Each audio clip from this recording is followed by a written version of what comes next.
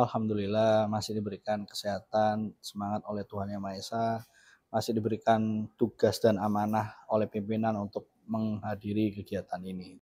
Mas Yusuf Rizal, Sarjana Hukum, selaku P2M dari BNN Kabupaten Sidoarjo. Bersama BNN Sidoarjo, bisa. Halo dulur, salam Ikatan Dans. Assalamualaikum warahmatullahi wabarakatuh. Shalom, Swastiastu, Namo Buddhaya, dan salam kebajikan. Salam hangat dan citizen, senang sekali bisa berjumpa kembali lagi di acara Dance Podcast episode kali ini. Bagaimana nih kabar Dance Citizen? Semoga selalu bahagia dan tentunya sehat tanpa narkoba. Baik, saya Ellen Praptias yang akan menjadi host pada episode Dance Podcast kali ini untuk menemani Dance Citizen selama 30 menit ke depan. Pada episode kali ini kita akan membahas topik yang sangat penting dan genting yang mengemuka pada masyarakat Sidoarjo saat ini. Nah, dalam 1 tahun terakhir, khususnya pada bulan Januari kemarin, kita dikagetkan dengan berita penangkapan gembong narkoba jaringan internasional di Kabupaten Sidoarjo. Nah, tentunya ini adalah tantangan besar bagi kita semua. Namun di tengah permasalahan itu, BNN terus berupaya bekerja keras untuk menanggulangi ancaman narkoba demi keamanan kita bersama. Baik, pada episode ini kita akan ada bincang hangat dengan narasumber yang tentunya sangat spesial pada episode kali ini yang akan menjelaskan capaian-capaian kerja dengan memberantas narkoba-narkoba khususnya yang ada di Kabupaten Sidoarjo dan juga upaya-upaya pencegahan ancaman bahaya narkoba untuk generasi muda di Kabupaten Sidoarjo. Pastinya kita akan mendengarkan insight yang sangat menarik dan tentunya inspiratif. Maka dari itu, stay tune terus ya dulur. Baik, tema kali ini adalah muda, berani, wujudkan generasi emas bebas narkoba. Dan tentunya di sini saya tidak sendiri, saya sudah ditemani dengan narasumber yang luar biasa dari BNN Kabupaten Sidoarjo, yaitu Mas Yusuf Rizal, Sarjana Hukum, selaku P2M dari BNN Kabupaten Sidoarjo. Halo Mas Yusuf, bagaimana kabarnya hari ini? Alhamdulillah masih diberikan kesehatan, semangat oleh Tuhan Yang Maha Esa, masih diberikan tugas dan amanah oleh pimpinan untuk menghadiri kegiatan ini. Terima kasih. Alhamdulillah baik. Mungkin kira-kira apakah sudah siap untuk berbagi insight, berbagi pengalaman inspiratif dari Mas Yusuf Rizal sendiri? Oke, insya Allah semangat dan siap. Siap, Alhamdulillah. Baik Mas Yusuf, untuk mengawali topik pada episode Dance Podcast kali ini, bahwa baru kemarin bulan Januari tahun 2025 kita dikagetkan dengan berita penangkapan 2 warga Sidoarjo terkait kasus gembong narkoba jaringan internasional. Nah, tentunya ini merupakan salah satu contoh ancaman dan juga tantangan yang besar khususnya untuk generasi muda. Nah, menurut Mas Yusuf sendiri nih, bagaimana gambaran umum dari dampak adanya peredaran narkoba di Sidoarjo, baik secara sosial maupun ekonomi? Oke, langsung aja. Terima kasih semangatnya dan literasi adik-adik dance yang luar biasa sekali, update informasi dan semuanya benar sekali. Jadi mengapa Sidoarjo jadi sasaran bandar internasional? Karena ngapunten, Sidoarjo ini punya bandara terbesar di Indonesia selain Soekarno-Hatta. Jadi itu akses masuk orang dan barang dari seluruh dunia ya kan, yang mungkin pengen Indonesia itu menjadi negara yang lemah, menjadi negara yang malas, pengen menjadi negara yang kalahan ya kan. Nah, dalam olahraga, dalam aktivitas lainnya kayak itu, sumber daya alamnya juga akan dicuri atau diambil. Lah, caranya gimana? Aksesnya adalah lewat bandara terbesar itu bisa masuk barang dan orang dari manapun kayak itulah. Itu satu faktor. Kemudian yang kedua adalah Sidoarjo juga punya terminal terbesar se-Indonesia ya kan. Itu adalah terminal Bungurasi. Nah, itu juga akses masuk barang-barang yang nggak jelas atau mungkin orang yang punya niat jahat melalui jaringan internasional tadi untuk masuk ke Sidoarjo lewat terminal itu. Dan kemudian juga yang ketiga, Sidoarjo ini punya penjara paling banyak se-Indonesia selain Jakarta dan Nusa Kambangan.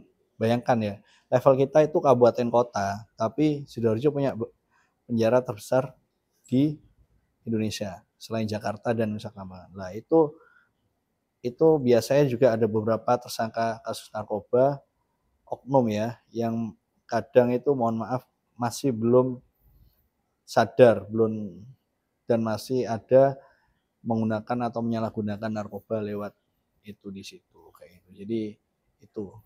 Kemudian apalagi ya? Sidoarjo juga punya garis pantai kan. Nah, garis pantai itu adalah akses pelabuhan yang bebas masuk ya kan, lewat jalur-jalur tikus kayak itulah itu juga. Dan kita juga perbatasan dengan ibu kota provinsi Jawa Timur yaitu kota Surabaya ya kan. Di situ ada apa itu Tanjung Perak ya kan, itu adalah dermaga juga, akses masuk ekspor impor juga lewat situ juga. Nah, itu perlu kita antisipasi dan waspadai. Bukannya kita suudon, tapi itu perlu diantisipasi dan waspadai gitu. Ya, Mas Yusuf, berbicara mengenai letak Sidoarjo yang sangat strategis, tentunya pasti kita tidak pernah luput dari modus baru. Apalagi sekarang sudah ada narkoba-narkoba NPS, yang tentunya dan netizen sendiri sebagai orang awam mungkin dalam narkoba mungkin tidak tahu NPS itu seperti apa, dan tentunya ini akan menjadi sasaran empuk ya Mas Yusuf bagi para bandar-bandar narkoba untuk menyasar Kabupaten di Sidoarjo. Nah, dalam menghadapi hal tersebut, pastinya BNN Kabupaten Sidoarjo ini akan membuat program. Nah, tentunya juga melibatkan stakeholder, contohnya pemerintah daerah. Jadi, kira-kira kebijakan apa saja yang telah dikeluarkan dari BNN Kabupaten Sidoarjo sebagai taktik penanganan kasus pengedaran dan penyalahgunaan narkoba? Oke, apa yang kita lakukan kerjasama dengan pemerintah daerah?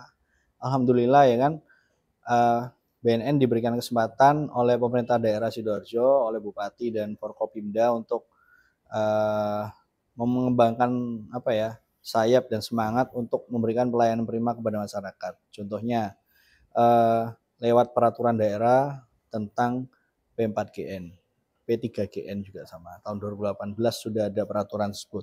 Dari dasar tersebut, dari peraturan tersebut akhirnya mulai 2 tahun 3 tahun terakhir ini melalui Inpres ya kan, instruksi presiden itu banyak organisasi perangkat daerah baik itu dinas dan kecamatan yang melaksanakan kegiatan P4GN gitu. Dan dalam awal tahun ini 2025 saja sekarang nanti itu berarti 18 kecamatan dengan 30 berapa ya dinas itu ya, 30 lebih dinas itu melaksanakan kegiatan penyuluhan bahaya narkoba dan kegiatan tes urin. Jadi itu adalah salah satu ya bentuk semangat dan kerjasama dari pemerintah daerah, supportnya agar apa ya, Sidoarjo ini menjadi kabupaten kota yang sehat, baik, maju dan bersinar, bersih narkoba kayak gitu. Tuh. Kemudian juga pembinaan adik-adik duta anti narkoba ya kan oleh Dinas Pemuda Olahraga Kabupaten Sidoarjo ini adalah salah satu bentuk sinergi juga dengan pemerintah daerah itu. Baik, dari program-program tadi berarti sudah dijelaskan mulai dari kebijakan sehingga membuat program-program contohnya P4GN seperti tadi dan juga melibatkan pemuda-pemuda dan contohnya adalah Duta Anti Narkoba Kabupaten Sidoarjo. Nah, mungkin kita sedikit melenceng ke program pemulihan ini Mas Yusuf. Mungkin dan netizen ini penasaran, kira-kira apa saja tantangan yang dihadapi BNN Kabupaten Sidoarjo dalam mengurus proses rehabilitasi penyalahguna narkoba. Nah, biasanya kan sebagai orang awam mungkin Mas Yusuf untuk stigma-stigma baik dari korban penyalahguna itu kan pasti ada ketika mereka sudah mengalami contohnya rehabilitasi, tetapi ketika sudah diterjunkan ke sosial mungkin ada tantangan-tantangan yang mereka hadapi sendiri baik dari pribadi maupun juga sosial.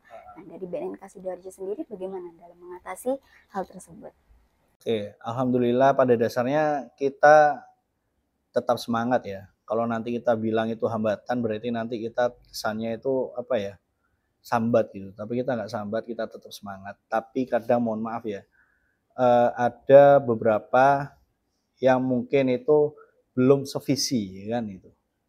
Nah, untuk menumbuhkan visi itu, menyamakan visi itu kadang perlu koordinasi dan perlu uh, merangkul, ya kan? Merangkul semua pihak yaitu untuk menyadarkan tentang pentingnya rehabilitasi. Contoh, ya kan, kadang itu kalau kita ketemu dengan pemuda di desa atau di kampung gitu kan, itu mindset mereka kalau mereka urusan dengan BNN, ya kan, mereka itu pasti biasanya takut ditangkap, takut dipenjara, takut di target operasi kayak itu. Nah, itu mindset yang seperti itu masih banyak yang tertanam di banyak desa di Sidoarjo. Ada 350 desa lebih ya, kelurahan di Sidoarjo. Jadi untuk menyamakan visi dan misi itu kadang itu apa ya, gampang-gampang susah. Karena memang masing-masing desa punya kultur sendiri, punya budaya sendiri. Ada yang responnya positif ya kan, ada yang responnya takut-takut, ada yang responnya itu malu-malu ya kan, nah, seperti itu. Jadi akhirnya apa? Kita punya solusi yang namanya adalah agen pemulihan intervensi berbasis masyarakat. Nah, jadi ketika mereka urusan langsung dengan BNN pasti mereka masih takut. Akhirnya BNN melatih tokoh agama, tokoh masyarakat, tokoh pemuda itu untuk menjadi agen pemulihan. Jadi di BNN nanti dilatih, di training ya kan beberapa hari gitu, kemudian dikasih pembekalan mengenai tentang proses rehabilitasi seperti apa, bahaya narkoba seperti apa. Kemudian setelah mereka memperoleh ilmu itu, pembekalan itu akhirnya mereka merangkul ke warga kampungnya masing-masing kayak gitu. Warga kampungnya dirangkul, akhirnya apa? Kalau mereka nanti urusan dengan konco dewe ya kan, dengan orang desa sendiri ya kan, orang kampungnya sendiri, pasti mereka welcome ya kan, mereka terbuka, mereka antusias kayak gitu. Jadi ternyata ketika dievaluasi beberapa kali, program itu sudah jalan sekitar 5 tahun ya kan, 5 tahun lebih, dan itu akhirnya cukup efektif dan berhasil untuk memberikan rehabilitasi dan apa ya, penyembuhan di wilayah desa bersinar namanya. Desa bersinar itu desa bersih narkoba kayak gitu. Jadi itu adalah apa ya, pro kontra dan kita bisa ada solusinya kayak gitu. Ya Mas Yusuf, tadi kan sempat berarti agen pemulihan berbasis masyarakat. Nah, kemarin adik duta dari Duta Anti Narkoba Sidoarjo juga sempat menyambangi yayasan rehabilitasi, dan itu memang kebanyakan dari generasi-generasi muda dan terdapat banyak modus-modus baru dari benar-benar narkoba. Terkadang mereka itu bukan pengedar, tetapi mereka malah menjadi korban. Nah, apakah ada langkah efektif dari BNN Kabupaten Sidoarjo untuk beradaptasi dengan modus baru seperti itu? Contohnya juga dalam era digitalisasi seperti ini, yang mungkin banyak menjadi sasaran empuk bagi bandar-bandar, apalagi untuk generasi muda, contohnya untuk siswa yang masih sekolah. Oke, pertanyaan menarik. Jadi kita semua sekarang nggak bisa lepas dari handphone masing-masing ya kan. Ibaratnya handphone itu apa ya, nyawa kedua ya kan. Kalau kita nggak punya handphone sehari aja gitu rasanya bingung gitu kan.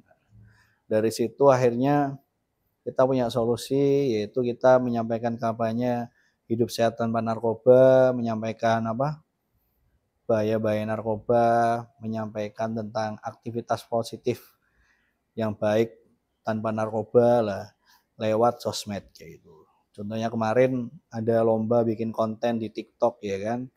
Di situ ada sekitar berapa itu ya? Kontennya ada 1.000 lebih ya kan. Di Sidoarjo aja yang dibikin itu sama tim BNN Sidoarjo, ada relawan, ada Duta Anti Narkoba itu sekitar 60 konten ya kan.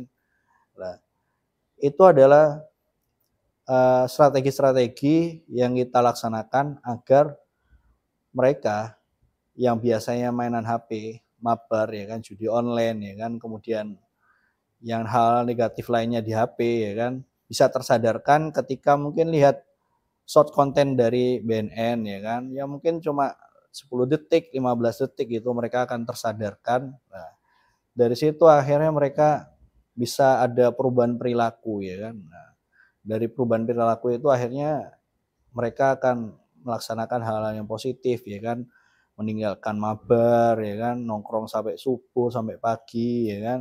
Oh ternyata ini bahaya seperti ini ya, seperti ini. Jadi mereka akan tahu kayak itu. Dan itu semoga benar-benar efektif ya kan. Karena memang kadang mohon maaf, sekarang pemuda itu kalau dikasih tahu juga kadang ya gampang-gampang susah ya kan. Nah, kayak itu. Jadi itu aja sih. Jadi yang penting apa ya, kalau muda itu ya buat apa sih kita pemuda ya kan, nanti itu kalau kita hanya banyak mudorot daripada manfaatnya kayak itu. Karena itu akan berefek kita sampai tua nanti seperti itu. Kalau kita aktivitasnya fisiknya aktivitasnya positif ya kan, kegiatan olahraga, kesenian, kemudian konten kreator ya kan, YouTuber, TikToker ya kan, atau apapun yang positif itu akan lebih manfaat ya kan daripada kita mabar nongkrong sampai subuh sampai pagi tapi nggak jelas, itu nanti rawan terkena narkoba. Karena apa? Kurang turu, dasi ngeluh,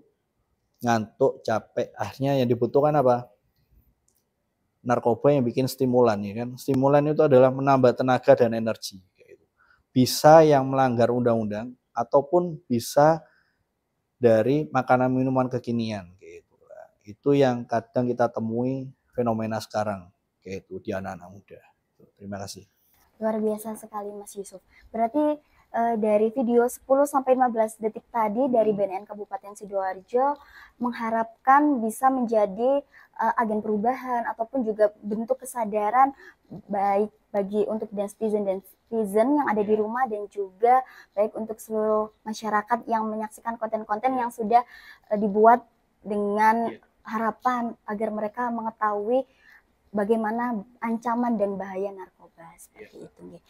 Berarti secara tidak langsung tadi peran generasi muda juga sudah tersampaikan melewati konten-konten yang memang sekarang banyak disukai oleh generasi muda seperti itu Mas Yusuf. Baik, kalau begitu sejauh apa Mas Yusuf prestasi yang telah diraih BNN Kabupaten Sidoarjo selama melakukan penanganan?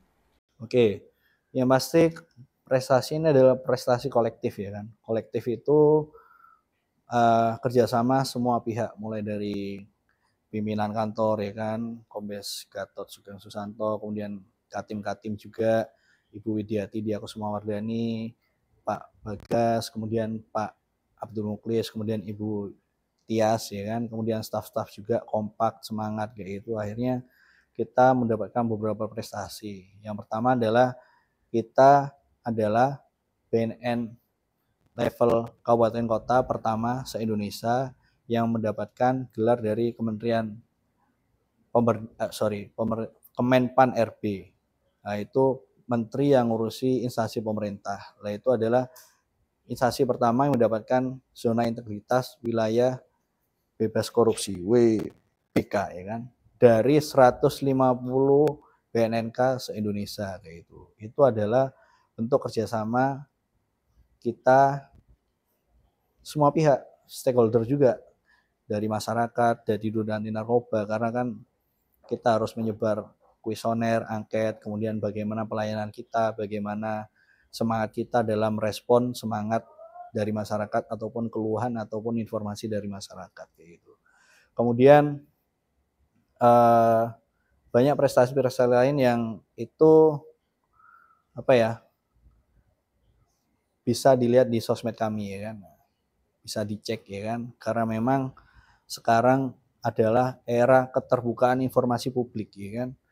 Semua hal tentang pemerintahan bisa diakses siapapun, dimanapun, mau ngomen seperti apa, positif ya kan, ataupun kadang ada yang nyinyir, tapi kalau nggak ada buktinya jadi fitnah ya kan, tapi kalau ada buktinya ya monggo kayak gitu, lah silahkan kayak gitu. Jadi yang penting kita sudah ada semua, kita terbuka terhadap kritik dan masukan positif dari masyarakat gitu. Bisa dicek di sosmed kami, di IG, di TikTok ataupun di Facebook kayak itu, atau di WA center kita kayak gitu. Jadi itu ada salah satu bentuk apa ya, prestasi dan pelayanan prima dari BNN Kabupaten Sidoarjo kayak gitu.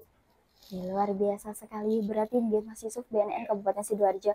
Ya baik, ini mungkin pertanyaan terakhir dan juga penutup pada episode Dance Podcast kali ini. Pesan yang ingin Mas Yusuf sampaikan kepada generasi muda khususnya agar mereka terus berani untuk menolak ajakan menyalahgunakan narkoba. Oke, pesan yang ingin kami sampaikan adalah bagi generasi muda, dan ini adalah menjadi motivasi kita sebenarnya dalam apa ya, beraktivitas kita sehari-hari. Jadi mohon maaf, kita sebagai aparat ya kan, pegawai negeri, polisi, kita adalah melaksanakan amanah Undang-Undang Dasar 1945. Apa itu amanahnya? Saya kutip beberapa kalimat. Adalah gini, atas berkat rahmat Allah yang Maha Kuasa, melindungi segenap bangsa Indonesia dan seluruh tumpah darah Indonesia, khususnya warga Sidoarjo, dari bahaya narkoba. Nah, dari motivasi itu akhirnya apa? Itu menjadi apa ya? Semangat kita untuk menyampaikan pesan moral kepada anak-anak muda di Sidoarjo, bahwasanya itu tadi fenomena kecanduan HP, bisa kecanduan narkoba ya kan, lewat suplemen yang melanggar undang-undang ataupun yang tidak melanggar undang-undang. Kita juga lihat fakta beberapa kejadian banyak sekarang anak-anak muda yang ya kecelakaan lah, pembunuhan lah, ya kan, kemudian bunuh diri lah, ya kan. Akhir-akhir ini kita lihat seperti itu, pemuda Sidoarjo ya kan. Itu adalah salah satu bentuk dari bahaya dari kecanduan HP dan narkoba kayak gitu. Dan itu memang apa ya, jadi motivasi kami agar teman-teman lebih bijak lagi ya kan. Ternyata handphone kalau kita niatnya untuk silaturahmi ya kan, insya Allah nambah umur dan rezeki kayak gitu. Sama juga dengan narkoba, ternyata narkoba kalau kita bijak, semua kalau kita dalam kondisi sakit atau kita dalam operasi ya kan, kita pasti akan membutuhkan narkoba untuk penyembuhan kita. Tapi kadang mohon maaf, anak-anak yang hilaf, yang lupa ya kan, ya karena memang dia itu suka mabar, nongkrong sampai malam, sampai subuh ya kan, terus ngapain gitu loh. Kan lebih baik tidur ya kan. Karena apa? Kalau itu terakumulasi terus, mabar sampai subuh terus, mereka akan sakit dan capek ya kan, dan ngantuk. Nah, akhirnya apa? Butuh obat. Nah, obat yang dikonsumsi itu bisa mengandung zat-zat narkoba tertentu yang itu kalau kecanduan itu berbahaya kayak gitu. Kalau dia sakit, kalau dia nggak sakit tapi dia capek atau ngantuk, dia akan menggunakan namanya suplemen ya kan, pil yang membawa tenaga, minuman yang membawa energi, minuman yang membawa semangat kayak gitu lah. Itu adalah bagian-bagian dari efek dari narkoba, yaitu stimulan ya kan. Stimulan adalah menambah tenaga dan energi kayak gitu. Itu memang enak sesaat, tapi nanti kalau terakumulasi bertahun-tahun, kita banyak fenomena, ada oknum-oknum pemuda sekarang ngapunten ya kan, secara fisik itu, bukannya saya menghina ciptaannya Tuhan, bukan ya, secara fisik anak muda itu oknumnya, itu biasanya secara fisik dia kelihatan sudah agak tua ya kan, atau kurang fresh, atau kurang seger kayak itu. Berarti ada yang salah dengan aktivitas yang saya sebutkan tadi kayak itu. Ada yang kurang tepat dengan aktivitasnya kayak itu. Jadi itu kita pesan buat anak muda, ya semoga kalian menjadi apa ya, sukses ya kan, bahagia, sehat, tanpa narkoba gitu. Baik, luar biasa sekali pesan yang sangat inspiratif untuk Danstizen yang ada di rumah. Baiklah Danstizen, tidak terasa kita telah sampai di penghujung acara episode Dance Podcast kali ini. khusus untuk BNN Kabupaten Sidoarjo yang sangat spesial dan tentunya sangat inspiratif pada episode kali ini. Baik, terima kasih telah menyimak diskusi kami mengenai kasus narkoba terbaru dan juga berbagai upaya yang telah dilakukan BNN Kabupaten Sidoarjo dalam menanggulangi masalah ini. Kami juga mengucapkan terima kasih kepada Mas Yusuf karena telah menyampaikan insight yang inspiratif maupun wawasan yang tentunya baru bagi para netizen yang ada di rumah. Baik, semoga diskusi tadi dapat menambah pemahaman yang baru baik bagi para netizen dan juga sebagai masyarakat untuk sama-sama memberantas narkoba khususnya di Kabupaten Sidoarjo. Ingat, pencegahan dimulai dari diri kita sendiri, jadi jangan lupa jaga kesehatan fisik dan mental dan ayo kita berbagi kesadaran untuk sama-sama saling mengingatkan bahwa narkoba memang harus kita hindari mulai dari sekarang. Baik, mungkin kita bisa jargon terlebih dahulu Mas Yusuf untuk menutup perjumpaan episode Dance Podcast kali ini. Untuk jargonnya nanti ketika saya mengatakan generasi muda bebas narkoba, jawabnya bersama BNN Sidoarjo bisa. Oke. Baik, bisa dimulai bersama-sama nih. Generasi muda bebas narkoba bersama BNN Sidoarjo bisa. Luar biasa sekali Mas Yusuf. Baik, jangan lupa untuk terus mengikuti episode Dance Podcast yang selalu tayang di YouTube @Ikatan Dance, dan jangan lupa untuk share episode ini kepada rekan-rekan netizen yang lain agar semuanya bisa berbagi dan merasakan bahwa diskusi pada episode kali ini benar-benar memberikan insight yang baik untuk kita semua. Baik, saya Ellen Preptia selaku host pada episode Dance Podcast kali ini pamit undur diri, dan Mas Yusuf kami ucapkan sekali lagi banyak terima kasih. Wassalamualaikum warahmatullahi wabarakatuh. Waalaikumsalam warahmatullahi wabarakatuh. Salam Ikatan Dance.